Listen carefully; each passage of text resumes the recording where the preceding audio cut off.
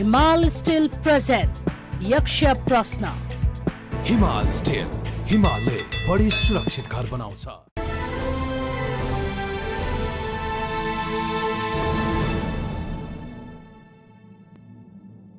नमस्कार, यक्ष प्रश्नमा तपाईलाई हार्दिक स्वागत छ। म राजेन्द्र मानिया। यक्ष प्रश्नलाई प्रायोजन गरेको छ हिमाल स्टिलले। आज यक्ष प्रश्न फरक रूपबाट सोध्छौं, किनभने आजको हाम्रो अतिथि जसले नेपाली भाषामा हाम्रा प्रश्नहरूको जवाफ दिन सक्नुहुन्न, उहाँले हिन्दी या अङ्ग्रेजी भाषामा हाम्रा प्रश्नहरूको जवाफ दिनुहुनेछ। हामी प्रश्न उहाँलाई नेपाली भाषामा सोध्नेछौँ। आजको हाम्रो अतिथि स्वामी शैलेन्द्र सरस्वती। उहाँलाई चिनाउनका लागि सजिलो, उहाँ ओशो रजनीशका भाइ हुनुहुन्छ। 1955 सालको जन्म उहाँको रहेको छ। ओशोका 6वटा दाजुभाइ मध्ये उहाँ 5औं हुनुहुन्छ। ओशोको 5औं भाइ भएर पनि उहाँ र रजनीश ओशोका बीचमा 24 वर्षको फरक छ। आफू 16 वर्षको उमेर भए पछाडि उहाँले सन्यास मार्ग या ओशो मार्ग अवलम्बन गर्नुभएको थियो। उहाँ आजको दिनमा स्वामी शैलेन्द्र सरस्वतीका रूपमा ओशो फ्रेग्नेन्सको नेतृत्व गरिरहँदा पनि उहाँको पढाइको विषय चाहिँ MBBS हो, अर्थात् मेडिकल शिक्षा पढ्नुभएका डाक्टरका रूपमा पनि उहाँले केही समय काम गर्नुभएको छ। ओशो रजनीशसँग रजनीशपुरम अमेरिकाको ओरेगनमा उहाँ 1981 देखि 1985 सम्म रहनुभयो। आफ्नै दाइ ओशोले लेखेका विविध पुस्तकहरूलाई भाषान्तर या रूपान्तरण गर्ने र आम मानिसहरूकोमा ओशोको विचार फैलाउने काममा उहाँ निरन्तर रूपमा लाग्नुभयो। पछिल्लो पटक उहाँ नेपाल आएको सन्दर्भमा आज हामीले ओशो मार्ग, ओशोका विचार, ओशो आफैले भन्नुभएको छ, मैले धर्म होइन धार्मिकताका विषयमा कुरा गरिरहेको छु। ओशो धर्म या ओशोको विचारलाई कतिपयले यौन र त्यसमा पनि खुला रूपको यौनका विषयका रूपमा समेत व्यक्त गर्ने गरेका छन्। तथापि त्यसका विषयमा ओशोको फरक दृष्टिकोण छ। आधुनिक शिक्षाका विषयमा, मुक्ति मार्गका विषयमा, यसै गरी योग र साधनाका विषयमा समेत ओशोका विचारहरू जो आजको दिनमा समेत उति नै सान्दर्भिक छन्, त्यसलाई कसरी बोकेर हिँडिरहनु भएको छ स्वामी शैलेन्द्र सरस्वतीले भनेर आज हामीले स्टुडियोमा यक्ष प्रश्नका लागि उहाँलाई आमन्त्रण गरेका छौँ। स्वामीजी, स्वागत छ कार्यक्रममा। नमस्कार। म तपाईँलाई नेपालीमा प्रश्न सोध्नेछु। तपाईँले प्रश्न जब समग्र रूपमा बुझ्नुहुने छैन त्यति बेला फेरि सोध्नुभयो भने म तपाईँलाई अङ्ग्रेजी या हिन्दीमा बुझाउने प्रयास गर्नेछु। हामी त्यसरी नै आजको यक्ष प्रश्नलाई अगाडि बढाउनेछौँ। कस्तो लागिरहेछ तपाईँलाई? बहुत अच्छे हैं। यहाँ पर आकर हमें बहुत अच्छा लग रहा है नेपाल में। और यहाँ पर अभी हमारे 4 जगह कार्यक्रम होंगे, काठमांडू में, इलाम में, सौराहा चितवन में और फिर पोखरा में। ती कार्यक्रमहरू गर्दाखेरिमा सबभन्दा धेरै के बाँड्नुहुन्छ, के दिने गर्नुहुन्छ? इसमें मुख्य शिक्षा जो होती है वो ध्यान की शिक्षा होती है, हाउ टू मेडिटेट। सद्गुरु ओशो ने ध्यान की बहुत सारी विधियां, मेडिटेशन टेक्निक्स दी हैं, तो उनका प्रयोग सिखाया जाता है। अलग अलग मित्रों को अलग अलग ध्यान की विधियां रुचिकर लगती हैं, तो कहीं 3 दिन का शिविर होगा, कहीं 6 दिन का शिविर होगा और कहीं 1 दिन का भी। कल सत्संग था बहुत बड़ा अग्रवाल भवन काठमांडू में, 500 से ज़्यादा लोगों ने उसमें भाग लिया। तो लोगों के सवालों के जवाब भी उसमें होते हैं, प्रश्नोत्तर होता है। मानिसहरू सबभन्दा धेरै के प्रश्न र त्यो प्रश्नको जवाब तपाईसँग खोज्छन् या माग्छन्? सबसे ज़्यादा जो सवाल पूछा जाता है वो लोग पूछते हैं अपने मन की अशांति के बारे में, क्रोध के बारे में, दुख के बारे में, पारिवारिक संबंध कैसे सुंदर हों, अच्छे हों, कैसे हम एक बेहतर नागरिक बन सकें देश के और विश्व के। इस बारे में सबसे ज़्यादा सवाल होते हैं। सबसे ज़्यादा मन की शांति। लोग बहुत अशांत हैं, बेचैन हैं, परेशान हैं और वो शांत होना चाहते हैं ध्यान के द्वारा। ती मानिसहरू जो तपाईलाई शान्त कसरी हुने, मनलाई कसरी बाँधेर राख्ने, यो दुःखबाट कसरी बाहिर आउने या मुक्ति कसरी पाइन्छ भनेर सोध्छन्, उनीहरूको त्यो दुःखको, अशान्तिको कारण चाहिँ के रहेछ? दुख का जो सबसे मुख्य कारण है वो है हमारे भीतर की कामनाएं, हमारी इच्छा, एम्बिशन। भगवान बुद्ध कहते हैं कामना दुष्पूर है, ये कभी पूरी नहीं हो सकती। तो हम कुछ भी कर लें, हम धन कमा लें, ऊंचे पद पर पहुंच जाएं, शक्तिशाली हो जाएं, फेमस हो जाएं, कुछ भी हम कर लें, भीतर वो जो मन है वो खाली का खाली रहता है, वो अशांत ही रहता है, परेशान रहता है, चाहे हम कुछ भी पालें। तो धीरे धीरे यह बात समझ में आती है कि मेरे भीतर का जो खालीपन है वो बाहर की किसी वस्तु से, धन से, संपत्ति से, यश से, प्रतिष्ठा से नहीं भर सकता। और वहाँ से एक मैच्योरिटी आती है, प्रौढ़ता आती है कि मैं अपने भीतर जाऊँ और मैं देखूँ कि ये क्या है। और आश्चर्य की बात है, जब हम भीतर जाते हैं और देखते हैं तो वहाँ खालीपन नहीं मिलता, वहाँ एक विराट शून्यता मिलती है। आकाश जैसा असीम हमारी चेतना है, आत्मा है, और वह परम शांति से, परम आनंद से ओतप्रोत है। तो ध्यान में डूबकर हमें परम शांति का सूत्र मिल जाता है। बाहर जगत में हम कुछ भी करें, शांति नहीं मिलेगी। सुख मिल सकता है, सामान मिल सकता है, सुविधा मिल सकती है, अच्छा मकान मिल सकता है, अच्छी कार मिल सकती है, लेकिन शांति नहीं मिल सकती। तो भीतर ध्यान में जाके शांति मिलती है। सबसे ज़्यादा समस्या यही मुझसे पूछी जाती है। तर मानिस एकातर्फ शान्तिको खोजी पनि गरेको जस्तो गर्छ, तपाईँलाई सोध्छ शान्त कसरी हुने, मनलाई सुखी कसरी राख्ने, त्यो चञ्चल मनलाई कसरी बाँधेर राख्ने र समग्रमा आनन्दित भएर जी त्यो अवस्थामा कसरी बाँच्ने पनि सोध्छ। फेरि तपाईँले भन्नुन्जेल त ऊ त्यस्तै हुन कोसिस गर्छ होला, तर व्यवहार त त्यस्तो गर्दैन नि। जब हम भीतर शांत हो जाते हैं, आनंदित हो जाते हैं, तो ऐसा है जैसे भीतर एक फूल खिल गया, तो फिर उसकी सुगंध बाहर आएगी। भीतर अगर जागरण हो गया, ध्यान हो गया, तो हमारे आचरण में उसका प्रभाव आएगा। अगर मैं शांत हूँ तो मेरा जीवन प्रेमपूर्ण हो जाएगा अपने आप। और यदि मैं दुखी हूँ, परेशान हूँ, तो मैं चाह कर भी किसी को सुख नहीं दे सकता। दुनिया में हम देखते हैं लोगों को, है ना, माता पिता अपने बच्चों को खुश करना चाहते हैं, लेकिन बच्चे खुश होते नहीं। पति पत्नी को खुश करना चाहता है, लेकिन वो होती नहीं। पत्नी चाहती है पति खुश हो जाए, मगर होता नहीं। कोई किसी से खुश नहीं होता। बॉस चाहते हैं सबऑर्डिनेट प्रसन्न हो जाएं, वो नहीं होते। सबऑर्डिनेट चाहता है बॉस खुश हो जाए, नहीं होता। खुशी हमारे भीतर है, जो हमें ध्यान में मिलती है। बाहर से कोई हमें दे नहीं सकता, हम किसी से ले भी नहीं सकते। तो जब व्यक्ति शांत हो जाता है, भीतर भीतर वह आनंदित हो जाता है, उसके चारों तरफ एक सुगंध, एक फ्रेग्रेंस जैसी फैलनी शुरू होती है, जैसे फूल खिल गया। तो प्रेम एक सुगंध है, ध्यान फूल है। तो हम ध्यान का फूल खिलाएं, हमारा आचरण, हमारा व्यवहार, लोगों के साथ हमारा संबंध अपने आप बदल जाएगा। स्वामीजीलाई नै एकचोटि म सोध्छु, तपाईँ रजनीश ओशोका भाइका रूपमा जन्मिनुभयो। जी 16 वर्षको उमेर हुँदा बल्ल सन्यास मार्ग अर्थात् उहाँको मार्गमा तपाईँ हिँड्नुभयो जी हैन। त्यो बिचमा त तपाईँले एमबिबिएस पढ्नुभयो, डाक्टर हुनुभयो, डाक्टरका रूपमा काम पनि गर्नुभयो। जी ओशोसँग त्यो बिचमा तपाईँ 4 वर्ष त रजनीशपुरममा तपाईँ बस्नु पनि भयो। जी तपाईँले चाहिँ कति बेला थाहा भयो कि मनमा शान्ति चाहिन्छ, आफू शान्त भइएन, आफू खुसी सुखी र आनन्दित भइएन भने संसारमा केही पनि गर्न सकिँदैन भन्ने तपाईँ आफैलाई चाहिँ कहिले थाहा भयो?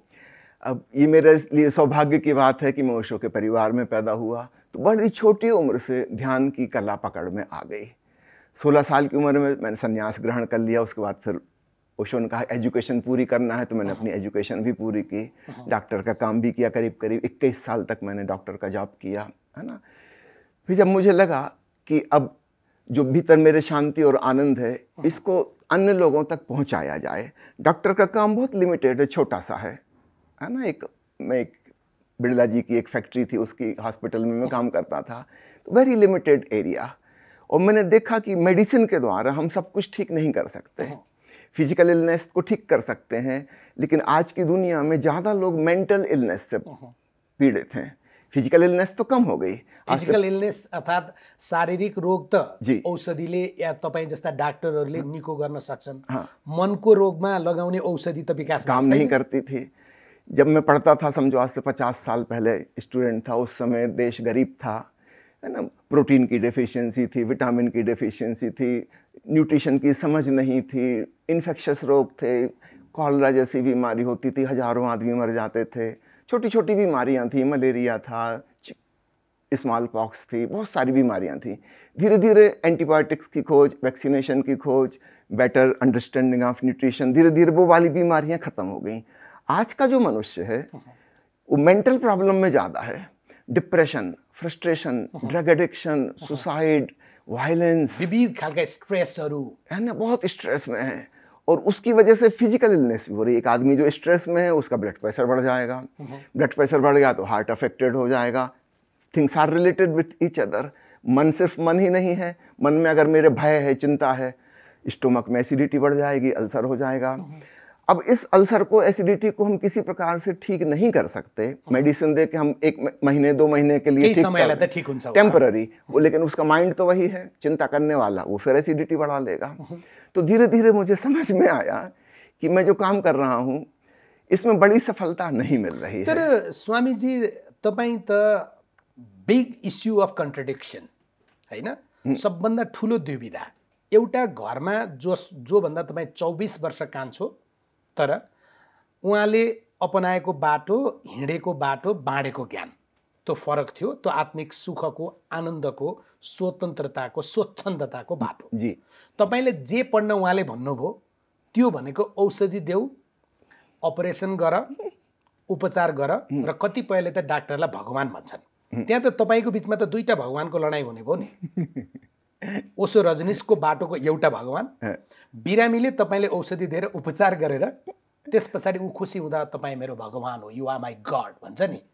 त्यो कन्ट्रडिक्सनको हल, सल्युसन तपाईँले कसरी निकाल्नुभयो? ओशो में जो शिक्षा देते हैं वो है संसार और संन्यास का समन्वय, दोनों का कॉम्बिनेशन, दोनों चीज़ें पैरेलल एक साथ चलें। जैसे मैंने कहा, हम फिजिकल बॉडी भी हैं एज ए ह्यूमन बीइंग, हम माइंड भी हैं और हम कॉन्शसनेस, सोल भी हैं। तो ये सब चीज़ें इकट्ठी हैं। इसमें से हम एक पार्ट को इग्नोर नहीं कर सकते, दूसरे पार्ट को ओवर एम्फेसाइज नहीं कर सकते। सबका संतुलन करना होगा। यदि फिजिकल इलनेस है तो उसकी औषधि करनी होगी, मन में कोई खराबी है तो उसको हम ध्यान से ठीक करेंगे, और हमारी चेतना में अगर कुछ कमी है, कॉन्शसनेस, तो हम उसको सुपर कॉन्शसनेस की तरफ ले जाएंगे। एक सर्वांगीण विकास सब कुछ करना होगा। तो एज ए ह्यूमन बीइंग हर व्यक्ति को ऐसा ही करना होगा। और ओशो अपने शिष्यों से कहते हैं कि तुम्हें हर क्षेत्र में काम करना होगा, किसी चीज़ को छोड़ना नहीं है, परिवार को छोड़ना नहीं है, अपनी काम नहीं छोड़ना है, व्यवसाय नहीं छोड़ना है, अपनी आजीविका भी कमानी है, ध्यान भी करना है, भक्ति में भी डूबना है और भगवान को भी पाना है। तो संसार और भगवान में जो विरोध था पुराने समय में, कंट्राडिक्शन, वैसा नहीं है। ओशो रजनीशलाई चाहिँ म उहाँप्रति अगाध सम्मान गर्छु, मेरो आदर छ, a huge respect to him. तर मैले उहाँलाई सेल्फिस या स्वार्थी भने किनभने अरू मानिसहरूलाई ध्यान मार्गमा लगाउने, अरू मानिसलाई आफ्नो अभियानमा हिँडाउने, उहाँ त कलेजदेखि नै अलि फरक प्रकारको विद्रोही हुनुहुन्थ्यो जी, होइन। तर आफ्नो भाइलाई चाहिँ तिमी मेडिकल पढ भनेर MBBS पढाउने, त्यहाँनिर अलिकति त्यो ब्लड टाइजका कारणले, रगतको सम्बन्धका कारणले भाइलाई चाहिँ MBBS पढाओ कि? भाई की वजह से नहीं। ओशो कभी किसी के ऊपर कुछ थोपते नहीं थे, किसी को कोई निर्देश नहीं देते थे। वो सबकी स्वतंत्रता का सम्मान करते हैं, respecting each and everybody's freedom. वो अपने डिसाइपल्स को भी कोई इंस्ट्रक्शन नहीं देते, आदेश नहीं देते कि ये करो कि वो करो।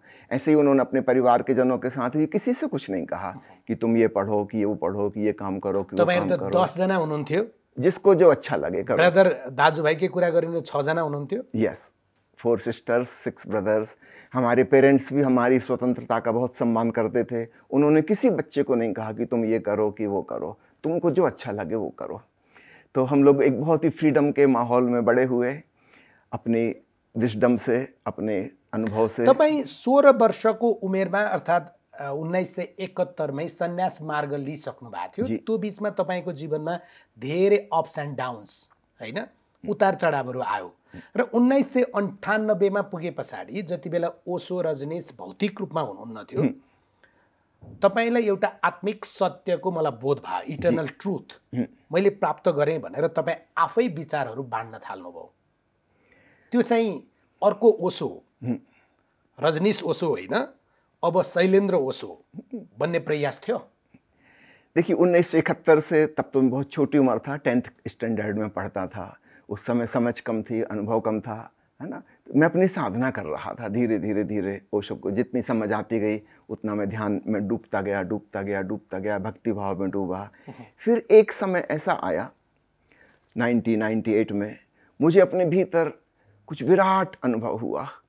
त्यो एकचोटि भनिदिनुहोस् त, तपाईँले त्यो जो विराट अनुभव तपाईँको मनभित्र जी आत्माभित्र एउटा यस्तो बत्ती बल्यो, the light that has come in your inner body, in your soul, what was it, what's that feeling, त्यो के थियो र त्यो अनुभूति अहिले तपाईँले भन्दा आज 24 वर्षपछि, उसो भन्दा तपाईँ ठ्याक्कै 24 वर्ष कान्छो होइन, त्यो के थियो?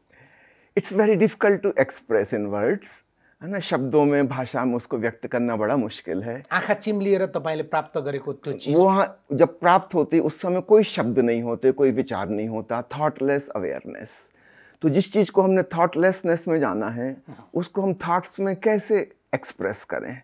जब वो एक्सपीरियंस हुआ, there was no words, the mind was quite silent, and when I want to express it, मैं उसको कहना चाहता हूँ तो मुझे शब्दों का इस्तेमाल करना होगा, विचारों के माध्यम से भाषा का उपयोग करना होगा। जाना था उसको बिना भाषा के, बताना होगा भाषा में, बड़ा मुश्किल है, ऑलमोस्ट इम्पॉसिबल, है ना। Still we try to communicate knowing very well that I will fail. त्यो कसरी आउँछ र तपाईँलाई अनुभूत हुन्छ कि अब मैले आत्मिक ज्ञान प्राप्त गरेँ, यो ज्ञान अब मैले धेरै मानिसलाई बाँड्नु छ, अर्थात् धेरै भक्तजनहरूका बिचमा मैले अब म चाहिँ मेरा विचारहरू, मेरो ज्ञान बाँड्ने ठाउँमा पुगेँ। जस्तै गौतम बुद्ध, उहाँले एउटा स्टेज पछाडि आफ्ना ज्ञानहरू बाँड्न थाल्नुभयो नि। स्वामी रजनीशले त्यसरी नै, आचार्य रजनीशले त्यसरी नै बाँड्न थाल्नुभयो नि। तपाईलाई चाहिँ 1998 मा के त्यस्तो चीजले प्रेरित गर्यो? Now I have to disseminate my message. It is not my decision that I have to do it. It is just like a flower has blossomed and the fragrance will spread automatically. जैसे सूरज उग गया भने सुगंध त त्यो त फैलिन्छ नै, फैलेगी, अपने आप फैलेगी। ये कोई डिसीजन नहीं है। सूरज उग गया है तो प्रकाश की किरणें अपने आप फैलेंगी। सूरज कोई तय नहीं कर रहा है कि मैं बांटूंगा, अपने आप ऐसा होता है। स्वामीजी, मेरो यसमा तपाईलाई अलि कटु, अलि तितो, तपाईलाई मन नपर्न पनि सक्छ, तर हाँसी हाँसी सुन्नु होला। एउटा ठाउँमा पुगे पछाडि विभिन्न प्रकारका वस्त्र लाउनेहरू, कोही गेरु वस्त्र लाउँछन्, कोही अन्य तपाईले जस्तो या अन्य रङका वस्त्र लाउँछन् र आफैले आफैलाई ज्ञानी महाज्ञानी घोषणा गर्छन्। तिनीहरू चाहिँ भारतमा भयो, नेपालमै या अन्य ठाउँमा तपाईले देख्नु भएको छ नि। पछिल्ला दिनमा त ती स्वामी र ज्ञानी कम, व्यापारी धेरै, फटिचर धेरै भएको छन्। जी, you understood my question? Yes yes yes. देखिए, जहाँ पर सच्चा सिक्का होगा वहाँ खोटे सिक्के भी होंगे, है ना। जहाँ असली डॉक्टर होते हैं वहाँ नकली डॉक्टर भी होते हैं। हर चीज की नकल होती है। कसरी चिन्ने? उसका चिन्ह बाहर से पता नहीं चलता। बाहर से तो सब धोखा देने वाले लोग हैं, अभिनय करने वाले लोग हैं, अच्छी एक्टिंग करने वाले लोग हैं। वो तो सच्चे आदमी से भी ज़्यादा अच्छी एक्टिंग कर लेंगे, है ना। तो बाहर से पता नहीं चलता। ये तो हम जब किसी के क्लोज कांटेक्ट में आते हैं, जब कोई डिसाइपल बनता है और सीखता है, तब उसको पता चलता है। सम हार्ट टू हार्ट कम्युनिकेशन, हृदय से हृदय की कसरी चिन्ने? तपाईँ चाहिँ सच्चा ओशो धारा या ओशो फ्रेग्रेन्स या ओशोका विचारहरू र जीवन रूपान्तरणको शान्ति मार्गको लागि तपाईँ चाहिँ असल मान्छे हो, असल स्वामी हो भनेर तपाईको यहाँ त लेख्या हुँदैन ना। कोई सर्टिफिकेट नहीं हो सकता, उसकी कोई डिग्री नहीं हो सकती, बाहर से कोई पहचान नहीं हो सकती। बाहर से तो धोखाधड़ी चलती है, हमेशा, पहले भी ऐसा था, आज भी है, भविष्य में भी होगा। ये तो उन लोगों को पता चलता है जो सत्य की खोज में है। जब वो किसी के कांटेक्ट में आएंगे, उसकी शिक्षा, उसका अनुशासन, उसकी बताई टेक्निक का यूज़ करेंगे। उस टेक्निक को करने से अगर उनको शांति मिल गई, उससे पता चलेगा कि ये आदमी सही कह रहा है।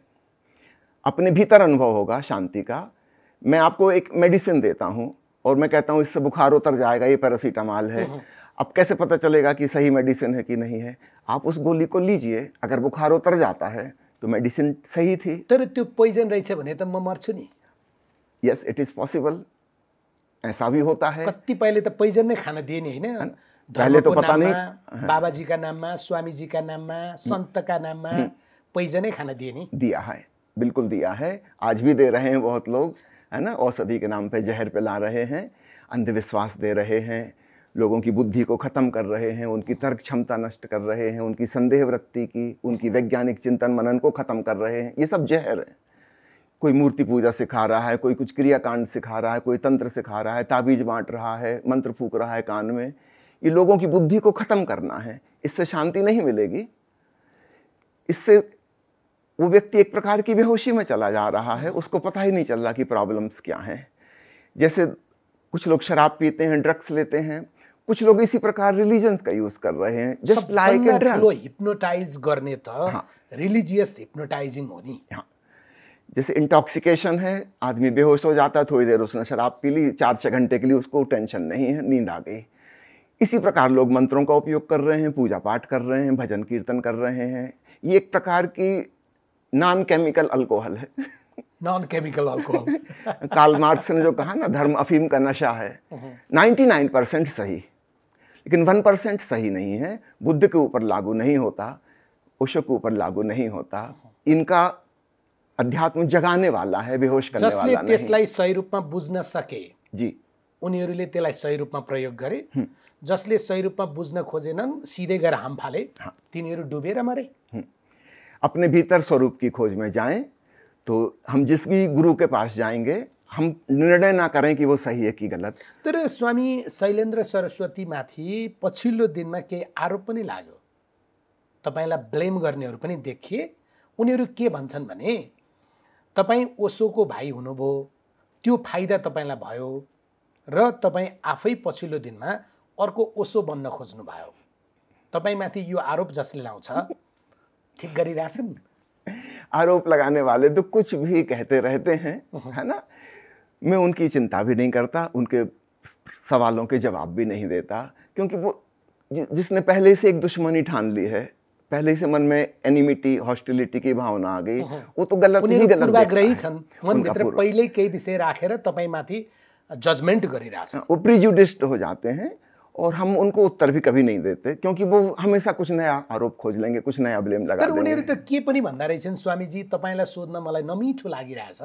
I'm not happy to ask these all questions with you, but I have to because it's my job, it's my duty that I have to do. I'm happy. तपाईलाई उनीहरू त के भन्छन् भने, खास गरी 2019 पछाडि तपाईले जो ओशो फ्रेग्नेन्सका रूपमा मेरो नयाँ भिजन र नयाँ टेक्निक भनेर बाँड्नुभयो, त्यो चाहिँ अर्को ओशो बन्ने प्रयास हो, ओशो धारामाथिको अन्तर्घात हो भन्छन्। वहाँ पर ओशो शब्द का प्रयोग कर रहे थे नाम के पहले, जो मुझे पसंद नहीं आता था, है ना। जबरदस्ती नाम के साथ ओशो जोड़ दिया था, मुझे पसंद नहीं था। मुझे ओशो का दिया नाम पसंद है, स्वामी शैलेन्द्र सरस्वती। मैं वही नाम अपना उपयोग करना चाहता हूँ। अब कोई मुझे गुरुदेव कह के बुलाता है, कोई मुझे बाबा कह के बुलाता है, कोई मुझे भगवान कहता है, कोई कुछ कहता है, मैं अपनी तरफ से मना करता हूँ। मानिस भगवान होना सक्छ? जैसे बुद्ध भगवान है, महावीर भगवान है, हर इंसान भगवान हो सकता है, हर एक के अंदर भगवान छिपा है। तपाईको भनाइमा ओशो भगवान हो कि होइन? भगवान शब्द के 2 मीनिंग हैं, पहले वो समझ लीजिए। एक हिंदू संस्कृति का और एक श्रमण संस्कृति का। ब्राह्मण संस्कृति में भगवान कहते हैं दुनिया को बनाने वाला, चलाने वाला, ब्रह्मा विष्णु महेश इत्यादि इत्यादि। श्रमण संस्कृति जिसमें जैन धर्म और बौद्ध धर्म आते हैं, वहाँ पर भगवान की वैसी धारणा नहीं है। वो परमात्मा को इनकार करते हैं। भगवान बुद्ध आत्मा को भी इनकार करते हैं, कोई आत्मा नहीं है, कोई ईश्वर नहीं है। यहाँ पर भगवान का अर्थ है भाग्यवान, वह सौभाग्यशाली व्यक्ति जिसने अपने भीतर आनंद के खजाने को पा लिया, उसको भगवान कहते हैं। बुद्ध को भी हम भगवान कहते हैं, महावीर को हम भगवान कहते हैं। यहाँ पर वह अर्थ नहीं कि उन्होंने दुनिया बनाई है, कि वो दुनिया चला रहे हैं। वो हमारे जैसे ही एक इंसान हैं, लेकिन उन्होंने अपने भीतर आनंद का खजाना पा लिया, वो भाग्यवान हैं, सौभाग्यशाली हैं। तो यहाँ पर दूसरा अर्थ है भगवान हुनु भनेको असल कर्म गर्नु हो, कामका कारण आनन्दित हुनु हो र अरूलाई पनि आनन्दित बनाउनु हो। यहाँ पे दूसरा मीनिंग हो गया, है ना। तो हिंदू वर्ड भगवान या Christian word God different meaning है। त्यसो भए मानिस आफ्नो कामका कारण भगवान बन्न सक्छ? काम के कारण नहीं, अपने ज्ञान के कारण, है ना। काम जरूरी नहीं है कि बाहर से हम क्या करते हैं क्या नहीं करते हैं, उससे कोई भीतर का ज्ञान नहीं होता। भीतर ज्ञान घटे, अपने भीतर वह शांति का ज्ञान, आनंद का ज्ञान हो, उससे भीतर भगवान का एहसास होता है। यति धेरै ज्ञानी मानिस जसलाई नपुग्ने कुरा केही छैन, आजको दिनमा आफूसँग भएको ज्ञान, भिजन, टेक्निक बाँड्दै हिँड्नु भएको छ। मेडिटेसन गराउनुहुन्छ, ओरिएन्टेसन गराउनुहुन्छ, मानिसहरूलाई कसरी सुखी हुने र खुसी हुने, शान्त हुने सिकाउनुहुन्छ। तर तपाईँ माथि नै आर्थिक रूपमा, इकोनोमिक रूपमा तपाईले विचलन गरेको ओशो धारामा, त्यसलाई फुटाएको, सौराहाको ओसो धाराको क्याम्प त तपाईँहरूले क्याप्चर गरेर हाइज्याक गरेर लिएको, त्यस्तो आरोप चाहिँ फेरि ओसो विचारै मान्नेहरूले किन लगाएको होला? जो लोग आरोप लगा रहे हैं उन्हीं से पूछिए क्या कह रहे हैं। मलाई सोधिदिनु भन्नुभएको छ उहाँहरूले। मुझे तो हंसी आती है सुन स्वामी के। शैलेन्द्र सरस्वती आउँदा उहाँ जस्तो ठुलो मान्छेले हामीले चन्दा उठाएर सानो पैसा उठाएर बनाएको चाहिँ त्यो भवन समेत त्यो ठाउँ समेत किन कब्जा गरे सोधिदिनुहोस् न भन्नुभएको छ। देखिए, कहीं कोई भवन का निर्माण होगा, जगह खरीदी जाएगी, उसमें धन पैसा तो लगेगा। तो जो मित्र बना रहे हैं, जो संगठन है, संस्था है, उनकी हैं। मैं एक सिर्फ गेस्ट हूँ, मैं एक सिर्फ एक मेहमान हूँ। बुलाया है उन्होंने प्रेम से तो मैं आया हूँ, हफ्ता 2 हफ्ता रहूँगा, चला जाऊँगा। मैं सब जगह इसी प्रकार जाता हूँ। पूरे हिंदुस्तान में जगह जगह मुझे बुलाया जाता है, मैं जाता हूँ ज़्यादा से ज़्यादा 7 दिन। तपाईँका भक्तहरूले चाहिँ यहाँ बसेर त्यस्तो गरे कि जो तपाईँको विचारसँग या तपाईँसँग नजिक छन्, उनीहरूले चाहिँ तपाईँको शक्ति प्रयोग गरेर, दुरुपयोग गरेर, युज होइन एब्युज या मिसयुज त्यसो पो गरे कि? ऐसा नहीं हो रहा है। इतनी समझ मुझ में है कि कहाँ एब्यूज़ हो रहा है, कहाँ मिसयूज़ हो रहा है। वैसा नहीं होगा। ओसो धारा विभाजित छ नेपालमा, यति त मान्नुहुन्छ? हाँ जी, हाँ। स्वयं ओसोसँग सम्बन्धित एउटा फरक तपोवन चलिरहेछ जी। ओसो धारा पनि विभाजित छ। यसरी डिभिजनमा या विभाजनमा जानु ओसो प्रतिको सम्मान हो त? Is it a respect to him? Yes, it is a respect to him. Osho has given very broad vision. बहुत सारी शिक्षाएं उन्होंने दी। वो तो थियोरिटिकल हो गया, उन्होंने हमको समझाया। उन्होंने शिक्षा के बारे में भी कहा, राजनीति के बारे में कहा, अर्थव्यवस्था के बारे में कहा, परिवार के बारे में कहा, अध्यात्म के बारे में कहा, सब चीज़ों के बारे में कहा। जब प्रैक्टिकली हम इसको करने जाएंगे, हम सब कुछ इकट्ठा नहीं कर सकते। मेरी जो टैलेंट है मैं उतना ही कर सकता हूँ। जैसे मुझे पॉलिटिक्स आती नहीं, तो मैं ओशो के पॉलिटिकल विचार को तो प्रैक्टिकली नहीं कर सकता। अहिले पोलिटिक्सै गरिरहनु भएको छ तपाईँहरू भन्ने छ। मैं शिक्षा के बारे में कुछ नहीं जानता, मैं किसी पोजीशन में नहीं हूँ एजुकेशन सिस्टम में। मैं शिक्षा के बारे में ओशो के विचारों को लागू नहीं कर सकता। It's beyond my limit. मैं जो कर सकता हूँ मैं उतना ही करूँगा। दूसरे अन्य ओशो के शिष्य हैं, वे कुछ और कर सकते हैं। तो सब लोग अपनी अपनी क्षमता के अनुसार करेंगे। भगवान बुद्ध जब जमीन से विदा हुए, बुद्ध धर्म 36 संप्रदायों में बट गया। किसी ने एक बार ओशो से पूछा कि आपके जाने के बाद भी 36 संप्रदाय हो जाएंगे? ओशो मुस्कुराए और उन्होंने कहा 36 नहीं 360। Multiplied by 10। मैंने इतना ज़्यादा दिया है। मेरा एक शिष्य अपनी पूरी जिंदगी एक एस्पेक्ट को कवर करने में लगा दे तो उसकी जिंदगी छोटी पड़ेगी। तर शैलेन्द्र सरस्वती स्वामीजी, तपाईँलाई मैले सोध्न खोजेको चाहिँ ओशोले भने जस्तै बुद्धका 36वटा समूह भए, ओशोको 360 होला या अर्कोको हजारौँ होला जी। तर उनीहरूको बिचमा ज्ञानी मानिसहरूको, सन्त मानिसहरूको त भाषा मिठो हुनु पर्यो, सौहार्द हुनु पर्यो। ओशोले भनेको सबभन्दा ठुलो कुरो त प्रेमिल जीवन हो, लाइफ विथ लभ। तर उनीहरू त यस्तो आरोप प्रत्यारोपमा उत्रिन्छन्, नाङ्गै नाङ्गै पो हुन्छन् त। देखिए, अलग अलग प्रकार के लोग हैं और ओशो ने सबको स्वीकार किया है। खराबहरूलाई पनि असलहरूलाई पनि, है ना, साधु भी असाधु भी, है ना, सब प्रकार के लोग उनके पास आए। उन्होंने कभी किसी को रिजेक्ट नहीं किया। जो आया कि मुझे सन्यास दीक्षा लेनी, ओशो ने उसको माला पहना दी, नया नाम दे दिया। उन्होंने कभी नहीं पूछा तुम कौन हो, क्या करते हो, क्या नहीं करते हो। कोई चोर भी आया उसका भी स्वीकार है, कोई डकैत है उसका भी स्वीकार है। त्यो माला र त्यो सन्यासको पहिरन लाए पछाडि त्यो चोर साधु बन्छ त? नहीं, ओशो की धारणा साधु और असाधु की वैसी नहीं है जैसी हमारे मन में परंपरा से आई है। हम कहते हैं अच्छे व्यक्ति को साधु, खराब व्यक्ति को असाधु। एक आदमी अच्छी मीठी वाणी बोल रहा है, हम कहेंगे साधु है। एक अपशब्दों का प्रयोग कर रहा है, हम कहेंगे असाधु है। ओशो इस डिवीजन को नहीं मानते, है ना। वो कहते हैं तुम जागृत बनो, होशपूर्ण बनो, तुम्हारे भीतर से जो सहज रूप से आए वो ठीक है। रामकृष्ण परमहंस हुए इतने बड़े साधु, लेकिन वो माँ बहन की गालियां भी देते थे। It was very natural for him, है ना। इंटेंशन उनका नहीं है, लेकिन वो जिस जगह पैदा हुए, जहाँ बड़े हुए, है ना, उन्होंने कोई शिक्षा प्राप्त नहीं की, वो अनपढ़ हैं। वहाँ गांव में जो भाषा बोली जाती थी उसमें गालियाँ कॉमन थी, है ना। सेंटेंस की शुरुआत त्यहाँ चल्थ्यो, जे चल्दै आएको थियो त्यो त त्यही नै त प्रस्तुत हुने हो, वही प्रस्तुत करेंगे।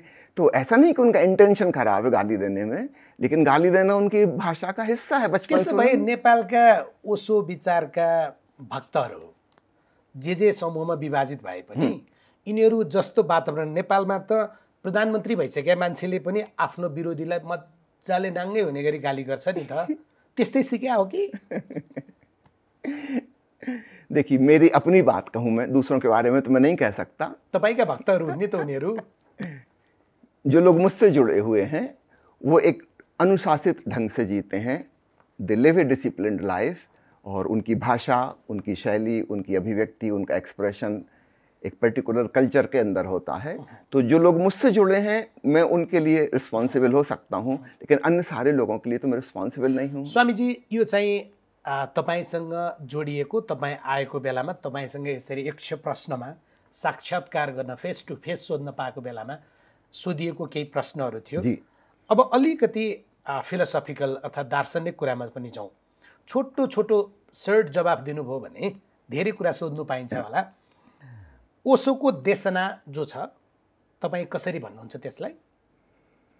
ध्यान और प्रेम, 2 शब्द। यति भए देशना भयो।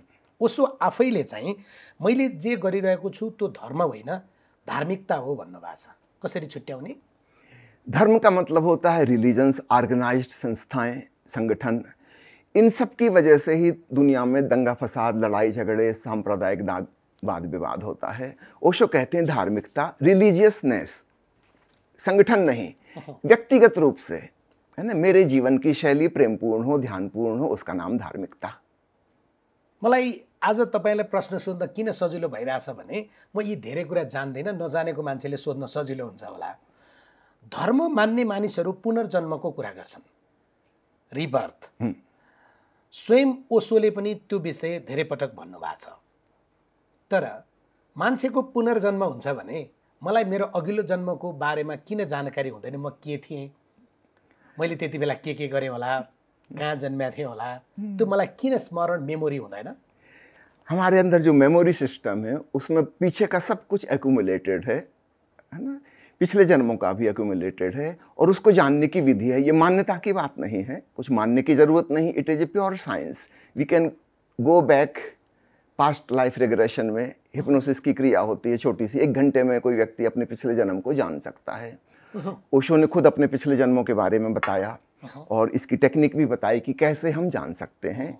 इसकी शुरुआत भगवान बुद्ध और भगवान महावीर के ज़माने से हुई। इसको उन्होंने कहा था जाति स्मरण, रिमेम्बरिंग द पास्ट लाइफ। तो इसकी साइंस है, हर व्यक्ति इसको जान सकता है, कोई भी जान सकता है। तपाईँ अघिल्लो जन्ममा के हुनुहुन्छ? मुझे उत्सुकता नहीं जानने की, मैंने कभी जानने की कोशिश नहीं की। किन गर्नु भएन? ओशो कहते हैं live in the present moment. मुझे उनकी ये वाली देशना पसंद है। मलाई चाहिँ अघिल्लो जन्ममा म के थिएँ भन्ने जान्न मन लाग्यो भने मैले के गर्नुपर्छ? यदि आप जानना चाहते हैं तो उसकी टेक्निक है, मैं आपको बता दूंगा, आप खुद जान पहिले सकते बताउन मिल्दैन? थोड़ा सा 1 घंटा 2 घंटे का एक्सपेरिमेंट करना पड़ता है, वो हो ठिक छ। जाता त्यसो भए त्यो विषय तपाईँसँग छुट्टै तपाईँको समय भयो भने मलाई सिकाइदिनु होला। त्यो नजान्दा राम्रो हुन्छ भने नजान्नुहोस् भनेर भनिदिनु होला। अर्को एउटा शब्द छ, यो धर्म र दर्शनमा बढी जोडिने र तपाईँले उत्तर दिन मिल्ने, कर्मबन्धन।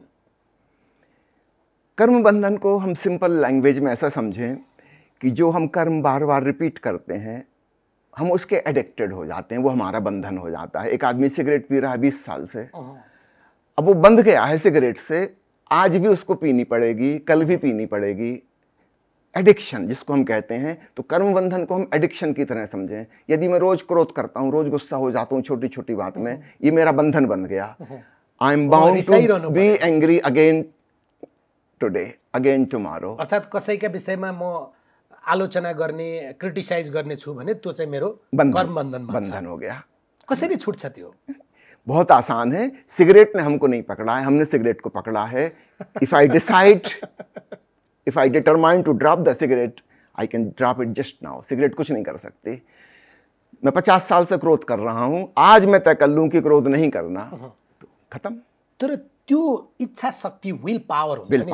म अब रिसाउँदिनँ, यो चुरोट मैले समाएको, यसले मलाई समाएको हो र, यो मदिरा मैले पो गिलास उठाएर त्यो प्याला मैले घुट्काएको त, यसले मलाई घुट्काएको हो र, त्यो रियलाइजेसन र त्यो एउटा प्रतिबद्धता हुन्छ नि, डिटर्मिनेसन, त्यो कसरी हुन्छ? आपने 7 चक्रों के बारे में सुना होगा, हमारी अस्टल बॉडी में होते हैं, उसमें एक होता है आज्ञा चक्र इन बिटवीन द आईब्रोज। यदि हम वहाँ पर कंसंट्रेशन करें तो हमारा विल पावर स्ट्रांग हो जाता है। कति बेला गर्ने त्यो? 10 मिनट के लिए रोज कर लें। सुबह सुबह आँखा चिम्लेर, रात को सोते समय यहाँ चंदन का टीका लगा लें या त्राटक का प्रयोग करें। किसी बल्ब को देखें 5 मिनट, फिर आंख बंद करके देखें, वहाँ पर आपको फोकस दिखाई देगा, लाइट दिखाई देगी, वहाँ पर फोकस करें। तो 2-3 महीने के अंदर हमारा जो आज्ञा चक्र है वो एक्टिवेट हो जाता है और फिर हमारी विल पावर बहुत स्ट्रांग हो जाती है। फिर हम जो चाहेंगे वही होगा, हम जो नहीं चाहेंगे वो नहीं होगा। त्यसो भए त मानिस जानी जानी त्यस प्रकारको एडिक्सनमा परिरहेछ। जान जान के नहीं पढ़ते लोग, अनजाने में पढ़ते हैं। तर त्यसलाई त छोड्नुपर्छ भन्ने थाहा हुँदा हुँदै नै सक्दैन नि। रिसाउन हुन्न भने थाहा छ, रिसाइरहन्छ। उसके 2-3 एस्पेक्ट हैं। एक तो होता है साइकोलॉजिकल डिपेंडेंस, फिर एक होती है फिजिकल डिपेंडेंस हो जाती है। जब फिजिकल डिपेंडेंस किसी चीज़ की हो गई फिर उससे छूटना बहुत मुश्किल है। साइकोलॉजिकल डिपेंडेंस से छूटना बहुत आसान है। व्यक्ति तय कर ले या मुझे नहीं करना, खत्म हो जाती है बात उसी सेकंड। थाहा छ हिंसा गर्नु हुँदैन, अहंता गर्नु हुँदैन, क्रोध गर्नु हुँदैन, लोभ गर्नु हुँदैन, त्यो सबै थाहा छ। तर त्यो त्यही सबैको स्लेब, दास भएर बसेको छ मान्छे। हमने उनकी दासता स्वीकार कर ली है, इसलिए हम दास हैं। जिस दिन हम डिक्लेयर कर दें कि मैं स्वामी हूं, काम क्रोध लोभ मोह सब गायब हो जाते हैं। तपाईँ पो स्वामी शैलेन्द्र सरस्वती, त म त राजेन्द्र मानिया मात्रै हो नि। हमको डिक्लेयर करना है अपनी कॉन्शसनेस से। जैसे ही हम कॉन्शस होते हैं, ये सारी चीज़ें जो हैं काम क्रोध लोभ मोह ईर्ष्या द्वेष अहंकार, ये हमारे सब कॉन्शस माइंड में अंधेरे में हैं।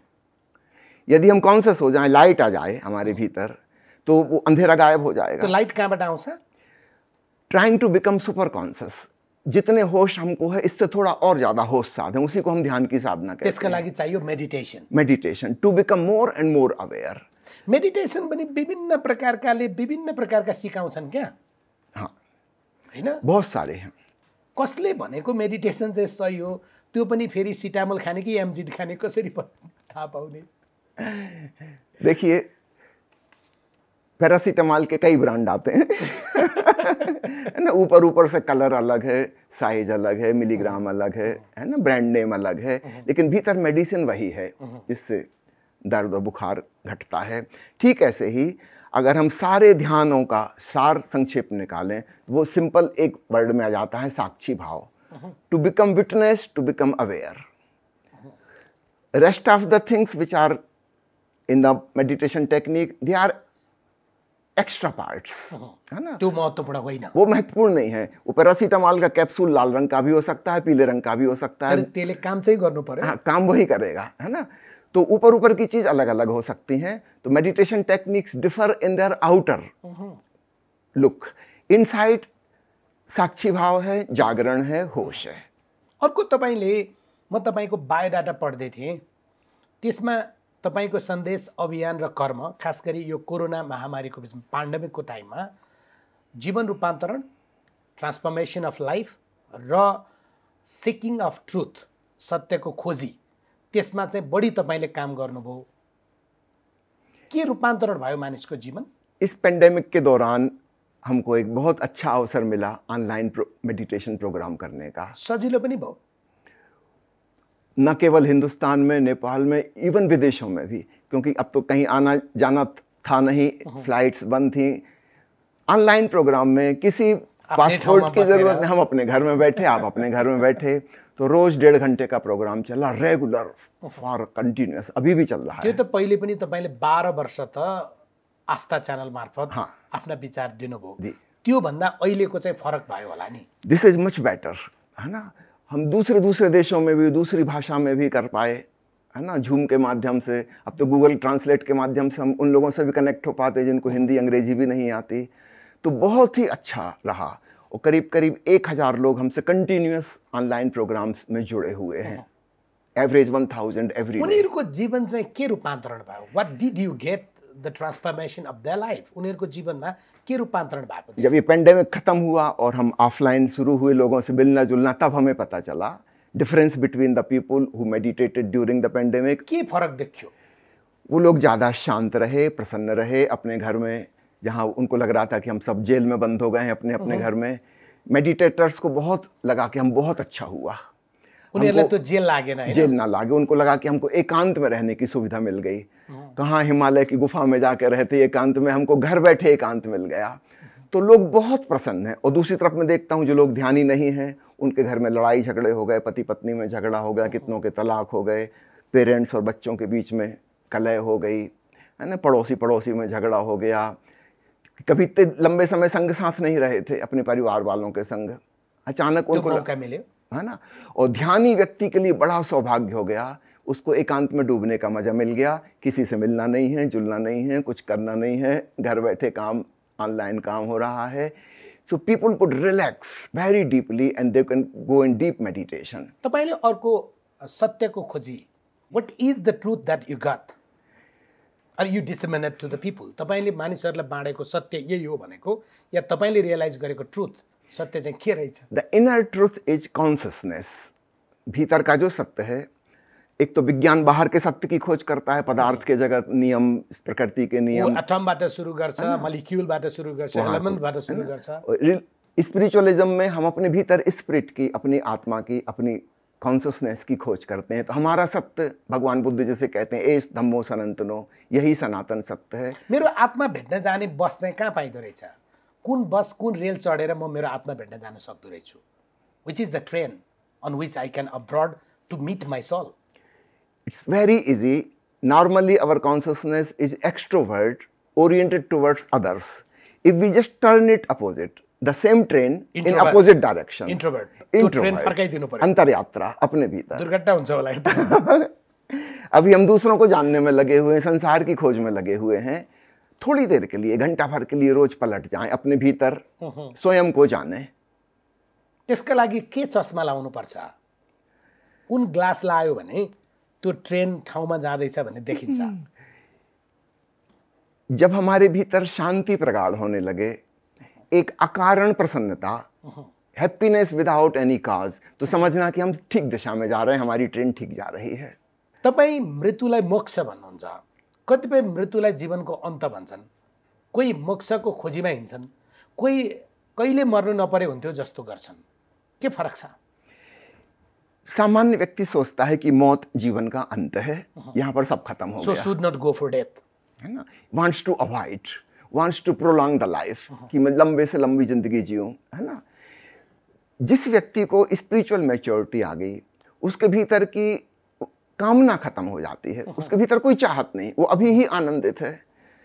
अगर मैं अब भी प्रसन्न हूँ, परमानंद में हूँ, मुझे क्या करना, नेक्स्ट मोमेंट होगा कि नहीं होगा, कल होगा कि नहीं होगा, अगले साल में जिंदा रहूंगा कि नहीं रहूंगा, तो चिंता गई।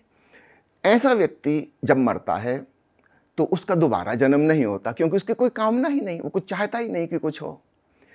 तो ऐसे व्यक्ति के लिए मृत्यु महापरिनिर्वाण हो जाती है, मोक्ष हो जाती है। तो साधारण व्यक्ति के लिए मृत्यु बड़ी डरावनी है। त्यसो भए साधारण हामी जस्ता मान्छे चाहिँ पुनर्जन्म गर्छन्, तपाईहरु जस्ता मान्छे चाहिँ पुनर्जन्म गर्दैनन्। तो हम जो चाहते हैं वैसा ही होगा। अगर हम चाहते हैं कि हमारी कामना अधूरी है, मैं ये चाहता हूँ, वो चाहता हूँ, ऐसा हो जाए और समय खत्म हो गया, तो मुझे नया जन्म मिल जाएगा। अर्को तपाईलाई अलि अप्ठ्यारो हुने प्रश्न छ मसँग। तपाई एमबीबीएस डाक्टर हो, त्यसकारण तपाई के भन्नुहुन्छ भने तिम्रो खानामा प्रोटिन चाहिन्छ, त्यसकारणले मासु खाऊ, कलेजो खाऊ, हैन? मिट त डाक्टरले नै प्रेस्क्राइब गर्छ नि। अनि तपाईँ जो धर्ममा लागेका मानिसहरू हुनुहुन्छ, तपाईहरु चाहिँ हिंसा गर्नु हुँदैन, शाकाहारी बन्नुपर्छ भन्नुहुन्छ। तपाईँ त दुवै मान्छे हो, अ डॉक्टर और स्पिरिचुअल लीडर। तपाईँ चाहिँ के भन्नुहुन्छ? देखिए, आप जो बात बता रहे हैं ना डॉक्टर की, ये बहुत पुरानी बात है, एटलीस्ट 50 years old। डॉक्टर त अहिले पनि मासु खाऊ भन्छ नि। No, it is out of date now. It is very well proved that vegetarian food can provide all proteins, particularly dal, soybean, है ना, उसमें सारी प्रोटीन है। Soybean contains more percentage of protein than meat, है ना। तो ये वाली बात अब पुरानी हो गई। अब तो वेस्ट में भी लोग वेगन हो रहे हैं, प्योर वेजिटेरियन। तर बुझ्दैनन् नि, मेरा साथीहरू खेल्ने ठाउँमा तपाईँ मासु खानुहुन्न, तपाईलाई प्रोटिन पुग्छ त भनेर सोध्छन्, because I don't take meat. अनि मेरा साथी सोध्छन्, तपाईलाई प्रोटिन पुगेन, त्यो भएर खेल्न सक्नु भएन। ये बात गलत है। है ना, it is very well proved scientifically कि वेजिटेरियन खाने वाले भी और इवन जो प्योर वेगन जो मिल्क प्रोडक्ट्स भी नहीं लेते, हनी भी नहीं लेते, है ना, they are also quite healthy and muscular. Alright, है ना। अर्को चाहिँ स्ट्रेस म्यानेजमेन्ट, तनावलाई ठिकमा राख्नलाई, किनभने हामी त सेकेन्डमा तनावमा छौँ नि। तपाईँसँग अन्तर्वार्ता गऱ्यो, मेरो अरू काम छ, मलाई तनाव छ, क्यामेरा पर्सनहरू अहिले खिचिरहेका छन्, अर्को पनि खिच्नु छ, तनाव छ। यो स्ट्रेस म्यानेजमेन्ट गर्ने रेसिपी तपाईँसँग छ? Do you have any recipe to manage my stress? One single point: live in the present moment. Don't think for tomorrow. Yes, भोलिलाई नसोचौँ। you can plan, but don't worry about it. We never know about tomorrow. Let us enjoy the present moment to its full. म त तनावमा With थिएँ, totality. हिजो पनि तनावमा थिएँ, किनभने तपाईँसँग आज अन्तर्वार्ता गर्नु छ। हिजै मलाई स्ट्रेस भइरहेको थियो। स्ट्रेस तो मुझे होने चाहिए, जवाब मुझे देना है, आप तो सवाल पूछ रहे हैं। अर्को चाहिँ तपाईँले अहिले पनि भन्नुभयो, म ओशोको राजनीतिका विषयमा पनि ओशोले बोल्नु भएको छ। ओशोको आधुनिक शिक्षाको रूपान्तरण, ट्रान्सफर्मेसन अफ मोडर्न एजुकेसन, त्यो म बोल्न सक्दिनँ भन्नुभयो। बहुत शार्ट में मैं आपको आंसर दूंगा। ओशो की किताब है शिक्षा में क्रांति, रेवोल्यूशन इन एजुकेशन, और उसमें ओशो की जो मुख्य शिक्षा है वो ये है कि हमारी वर्तमान शिक्षा प्रणाली एम्बिशन ओरिएंटेड है, कंपैरिजन और कंपटीशन सिखाती है, वहीं से पॉलिटिक्स शुरू हो जाती है। ओशो का कहना है कि दूसरे से कंपेयर नहीं करो, एवरीवन इज यूनिक। Yes. है ना, how can we compare with others, है ना, I am myself, you are yourself, हाम्रो एवरीबडी इज शिक्षाले त यूनिक। फर्स्ट हुन सिकाउँछ, सेकेन्ड हुन सिकाउँछ, भोट फर्स्ट हुन सिकाउँछ, इगो बनाउन पो सिकाउँछ। है ना, तो यहाँ पे बेसिकली हमारी शिक्षा रॉन्ग है, और ओशो कहते हैं इसको बदलना होगा। Very foundation of education is wrong. There should be no competition, no comparison, every child is unique and extraordinary. हम उसका सम्मान करें, और वो जो होने को आया है दुनिया में उसको वो होने दें। Excellent job. दूसरी चीज़ पॉलिटिक्स के बारे में ओशो का कहना है, सबसे पहली बात तो कहते हैं कि दुनिया में नेशंस नहीं होने चाहिए, one world government. It's the global. Second point वो कहते हैं मेरिटोक्रेसी, जो सक्षम छ उसले त्यो ठाउँ पाओस्। मेरिट, तर हामी कहाँ डिपेंडिंग ऑन मेरिट। कहाँ चाहिँ कस्तो छ स्वामीजी, यहाँ चाहिँ भने यहाँ चाहिँ सबभन्दा बढी नातावाद र कृपावाद छ, फेभरेटिज्म र नेपोटिज्म। सारी दुनिया में यही चल रहा है। जब तक ये खत्म नहीं होगी हम एक शांति वसुधैव कुटुंबकम की बात नहीं सोच सकते, है ना। मेरिटोक्रेसी का मतलब है कि जो व्यक्ति योग्य है, मान लीजिए हमको शिक्षा मंत्री चुनना है, तो हर कोई उसमें चुनाव नहीं लड़ सकता।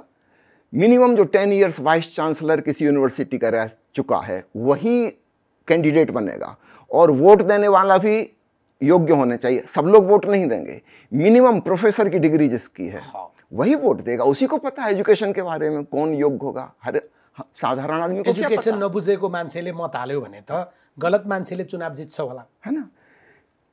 हमको स्वास्थ्य मंत्री चुनना है, तो मेडिकल कॉलेज में जो डीन रह चुका है कम से कम 10 साल तक, वो चुनाव खड़ा हो, और मिनिमम ग्रेजुएशन की डिग्री मेडिकल में जिसकी है वही वोट दे सकता है। सारे लोग वोट नहीं देंगे। इस प्रकार हम एक योग्य व्यक्ति को चुनेंगे और निश्चित रूप से उसके दुनिया का भला होगा। अर्को चाहिँ ओशोको सबभन्दा बढी सन्देश जरुरी चाहिँ युथहरूलाई छ, युवाहरूलाई छ।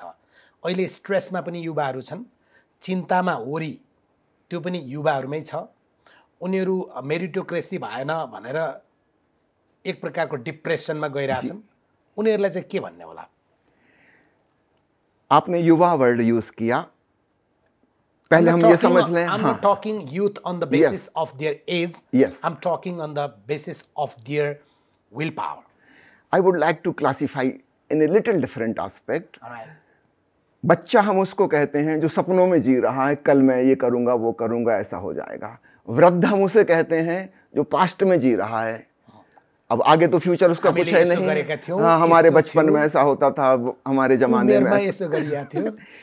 तो इस परिभाषा में यूथ जनरेशन वो है जो वर्तमान में जीती है, जो ना फ्यूचर ओरिएंटेड है ना पास्ट ओरिएंटेड है।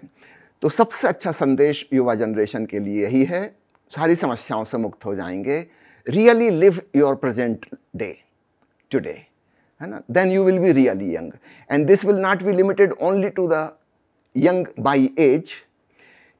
सफ़ेद दाढ़ी भी हो जाएगी, दांत भी गिर जाएंगे, तब भी कोई व्यक्ति युवा रह सकता है चित्त से। शरीर तो बूढ़ा होगा, लेकिन हमारा मन So you are now 67 by age. Are you a youth? है, you can remain young forever Right. by living in the present moment.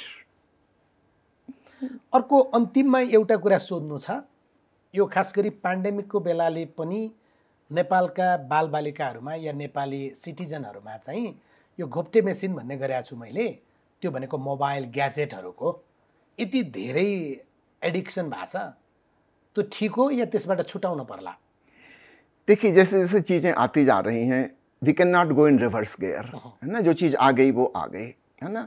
जब आप छोटे बच्चे थे तब आपके माता पिता मना करते होंगे सिनेमा नहीं जाओ, टाकीज नहीं जाओ, टीवी मत देखो, उस समय वही गजट थे, है ना।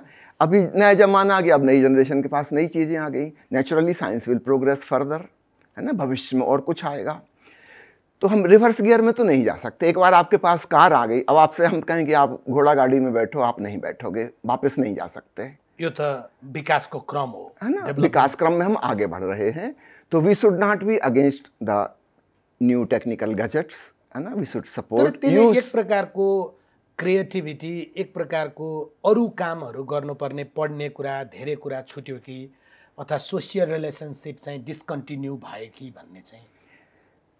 मेरी समझ ऐसी है कि आने वाले 10-15 साल के अंदर अंदर कुछ ऐसा सिस्टम डेवलप हो जाएगा जहां हम छोटे बच्चों के ब्रेन में सीधा बाहर से ही सारी इन्फॉर्मेशन डाल देंगे। कान के पास एक छोटी सी चिप लगा के, आपको इंजीनियर बनाना है, पूरी इंजीनियरिंग साइंस 1 सेकंड में ट्रांसफ़र कर देंगे। उसको पढ़ाने लिखाने की ज़रूरत नहीं है, है ना। आखिर ब्रेन भी तो एक बायो कंप्यूटर है। आर्टिफिशियल चिप्स तै तो हो नि। आर्टिफिशियल इंटेलिजेंस इतनी डेवलप हो रही है, हमको भविष्य में ये वाली एजुकेशन की ज़रूरत ही नहीं पड़ेगी। सारे काम रोबोट्स ऑलरेडी करने लगे हैं और कर लेंगे, मनुष्य से ज़्यादा अच्छा। अभी अमेरिका में रोबोट एडवोकेट बन गया है ना। वो चिट्ठी लिख Thousands of people can connect with that computer simultaneously, ask your problem and the advocate all the legal solutions will be given and very cheap, available to millions of people simultaneously. यसले त humanity र ह्युम्यानिटीको मानवीयताको आवश्यकता, social ties अथवा सामाजिक सम्बन्ध आवश्यकता, अर्थात् मजदुरहरू, वेजेसहरू जो हुन्थ्यो हामीसँग, होइन, त्यो चाहिँ सबै हट्दै घट्दै जान्छ कि अर्को प्रॉब्लम है ना? ये चीज़ें रिप्लेस हो रही हैं, धीरे धीरे रिप्लेस हो जाएंगी। अभी ऑटोमेटिक कार बन गई, ड्राइवर की कोई ज़रूरत नहीं है, ऑटोमेटिक प्लेन उड़ सकते हैं, पायलट की ज़रूरत नहीं है। एजुकेशन धीरे धीरे गायब हो जाएगी, हमें टीचर्स की कोई ज़रूरत नहीं पड़ेगी, है ना। सब चीज़ें ऑनलाइन हो सकती हैं, सीधी आर्टिफिशियल इंटेलिजेंस ह्यूमन ब्रेन में ट्रांसप्लांट की जा सकती है। छोटे मोटे कामों की कोई ज़रूरत नहीं है, है ना। Life will be just for fun. यो सबै चीजबाट तपाईँ चाहिँ पोजिटिभ अथवा ह्याप्पी हुनुहुन्छ? I am happy with it, yes, I am very happy, I am very positive about it. विज्ञानको विकास देखेर त तपाईँहरू स्पिरिचुअल लिडरहरूलाई त दुःख लाग्नु पर्ने होइन? नहीं, मुझे तो बहुत अच्छा लगता है कि आदमी सब छोटे मोटे काम से फ्री हो जाएगा। We will live more playfully, more humorously, we can enjoy our life to its maximum. छोटे मोटे काम हमें करना नहीं पड़ेंगे, वो सब काम मशीन कर सकती है। पुराने ज़माने में देखिए मस्कुलर पावर का बड़ा महत्व था, पहलवान हुआ करते थे, दंगे होते थे, लड़ाई होती थी, पहलवान दंगल चलते। अब ख़त्म हो गए ना, क्या करेंगे। मैंने सुना मुल्ला नसरुद्दीन के गांव में एक बड़ा पहलवान आया और उसने बताया कि मैं ये कर सकता हूँ, वो कर सकता हूँ। नसरुद्दीन का कितने आदमियों को उठा सकते हो? उसने कहा मैं 4 आदमियों को उठा सकता हूँ। नसरुद्दीन का बस तुमसे ज़्यादा ताकतवर तो मेरा मुर्गा है, सुबह पूरे गांव को उठा देता है। मसल पावर का क्या करेंगे, क्रेन बन गई, ट्रेन बन गई, तो मुर्गा बिहाने बास्छ, गाउँका सबै मान्छे उठ्छ। तो मजाक की बात हो गई अब वो मस्कुलर पावर। ठीक ऐसे ही जिसको हम इंटेलिजेंस कह रहे थे, इंटेलेक्चुअलिटी कह रहे थे, एजुकेशन के द्वारा जिसको डेवलप कह रहे थे, वर्षों लगाएर it will be just a laughing stock. लोग हंसेंगे कि कैसे बेवकूफ़ थे हमारे पूर्वज, 25 साल पढ़ाई करते थे, 15 साल पढेर यति हुन्थ्यो, कोई मतलब ही नहीं था उसका, ये काम तो रोबोट कर लेगा। हस्, वसुधैव कुटुम्बकम केही कारण आज तपाईसँग यसरी यति धेरै कुराकानी गर्नु पाइयो। How did you feel? I have enjoyed it very much. Thank you very much for all your questions. खूब सुंदर सुंदर आपने सवाल पूछे, मुझे बहुत मजा आया। धन्यवाद। धन्यवाद। 100 प्रश्नमा आज हामीसँग स्वामी शैलेन्द्र सरस्वती हुनुहुन्थ्यो, रजनीश ओशोका भाइ हुनुहुन्छ। स्वामी शैलेन्द्र सरस्वतीसँग आज हामीले जीवनका विभिन्न आयामका अर्थ अनि ओशो शिक्षासँग सम्बन्धित रहेका विषयहरू समेत समेटेर आजको 100 प्रश्न प्रस्तुत गऱ्यौँ। भाषा बुझ्नका लागि हो, सन्देश जीवन परिवर्तन गर्नका लागि हो, शिक्षा मानिसको जीवन रूपान्तरण गर्नका लागि हो। त्यही कारण 100 प्रश्नमा पहिलोपटक हामीले नेपालीमा सोध्यौँ। धेरै प्रश्न केही बुझाउनका लागि मैले अङ्ग्रेजी भाषा या हिन्दीका केही शब्द प्रयोग गरेँ। मेरो यो बाध्यता तपाईँले बुझ्नु भएको छ। स्वयं स्वामी शैलेन्द्र सरस्वतीले आफ्नो मातृभाषा हिन्दीमा जवाब दिनुभयो। लाग्छ तपाईँले उहाँले भन्न खोजेको सन्देश बुझ्नु भएको छ। हाम्रो अपेक्षा पनि त्यही हो। आजको 100 प्रश्न यही सकिन्छ। नमस्कार।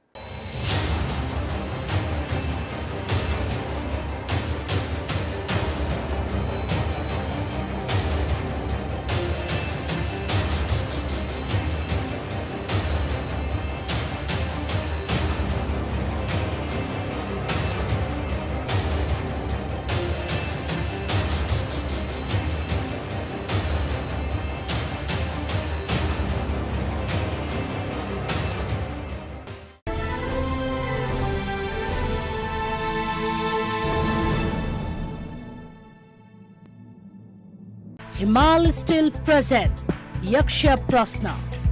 हिमाल स्टिल, हिमालले बढी सुरक्षित घर बनाउँछ।